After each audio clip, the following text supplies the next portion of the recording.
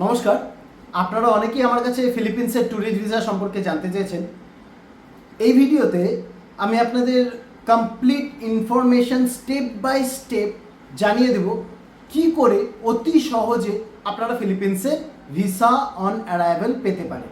কিন্তু এর ক্ষেত্রে কিছু টার্মস অ্যান্ড কন্ডিশন আছে, সেগুলো আপনাকে পূরণ করতে হবে এবং সেগুলো খুব একটা হার্ড নয়।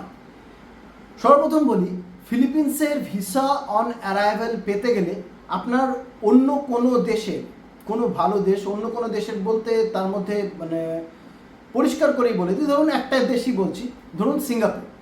সেক্ষেত্রে আপনার সিঙ্গাপুরের মাল্টিপল এন্ট্রি ভিসা লাগবে। তো সিঙ্গাপুরের ভিসাটা হয় এই রকম। এবার মাল্টিপল এন্ট্রি কথার মানে হচ্ছে যে এই ভিসা দিয়ে আপনি সিঙ্গাপুরে একের বেশি বার ভ্রমণ করতে পারবেন। এটা হচ্ছে প্রথম। তারপর দ্বিতীয় হচ্ছে আপনার হোটেল বুকিং লাগবে। তৃতীয় হচ্ছে আপনার রিটার্ন এয়ার টিকিট লাগবে। এখানে আরও একটা বিষয় জানানোর প্রয়োজন আছে, সেটা হচ্ছে ফিলিপিন্সের এই ভিসা অন অ্যারাইভাল প্রথম হচ্ছে absolutely free, you don't need to pay single penny for that. তারপর এর বৈধতা বা ভ্যালিডিটি আছে 14 দিন বা 14 ডেজ। ইট মিনস দ্যাট আপনি ম্যাক্সিমাম 14 দিন ফিলিপিন্সে থাকতে পারবেন। তার মানে আপনাকে 14 দিনের আগে ফিলিপিন্স থেকে বেরিয়ে যেতে হবে। এবার এক্ষেত্রে আপনার প্রথম স্টেপ কি হবে? ধরুন আপনি সিঙ্গাপুর বেড়াতে যাচ্ছেন, আপনার কাছে সিঙ্গাপুরের ভিসা আছে। তো আপনি এইভাবে করতে পারেন, প্রথমে সিঙ্গাপুর গেলেন, সিঙ্গাপুর যে কয়দিন ঘুরলেন, 5 দিন 6 দিন 7 দিন যা ঘুরলেন। এবার সিঙ্গাপুর থেকে আপনি এই ভিসা, সিঙ্গাপুরের ভিসা দেখেই ফিলিপিন্সে যেতে পারবেন। এবার সিঙ্গাপুরের ভিসা দিয়ে আপনি ফিলিপিন্সে গেলেন, সঙ্গে যে দুটো জিনিস বললাম, যে আপনার হোটেল রিজার্ভেশন আর রিটার্ন টিকিট।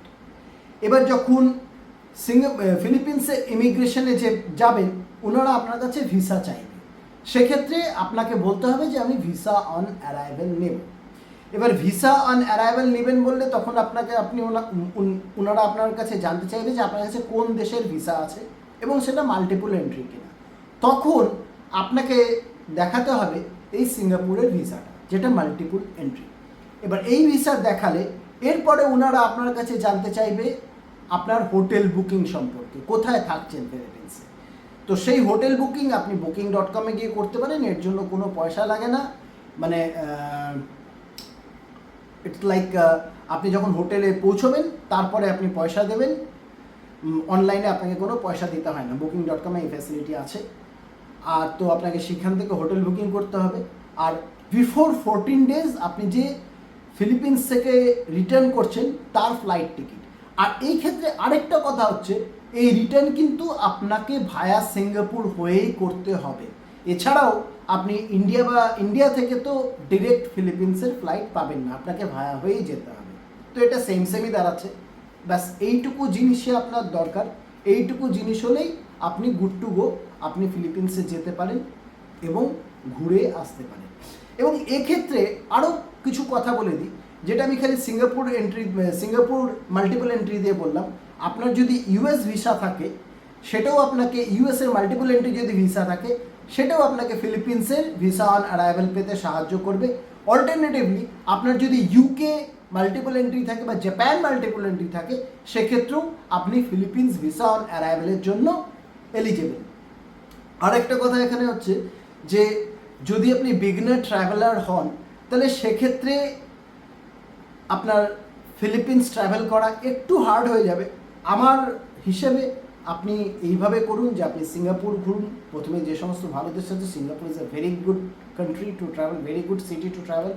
সিঙ্গাপুর যেতে পারেন, থাইল্যান্ড যেতে পারেন, মালয়েশিয়া যেতে পারেন এবং তার সাথে একটু ভ্রমণ অভিজ্ঞতা অর্জন করুন, তারপরে ফিলিপিন্স যান।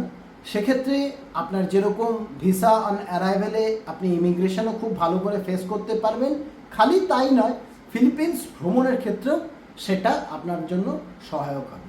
তো এই হলো complete information about Philippines visa on arrival.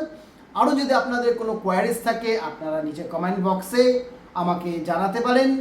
আমি চেষ্টা করব আপনাদের প্রশ্নের উত্তর দেওয়ার। আরও একটা রিকোয়েস্ট থাকলো, আমার ফিলিপিন্সের যারা ট্রাভেল ব্লগ দেখতে চান তারা দেখতে পারেন, উপরে আই বাটনে ক্লিক করে। এটা দেখলে পরে আপনাদের ফিলিপিন্স দেশ সম্পর্কে অনেক ধারণা হবে। বাস এইটুকুই, এই পর্যন্ত। সুস্থ থাকুন, ভালো থাকুন, প্রচুর ঘুরুন, প্রচুর নলেজ গেইন করুন। ধন্যবাদ।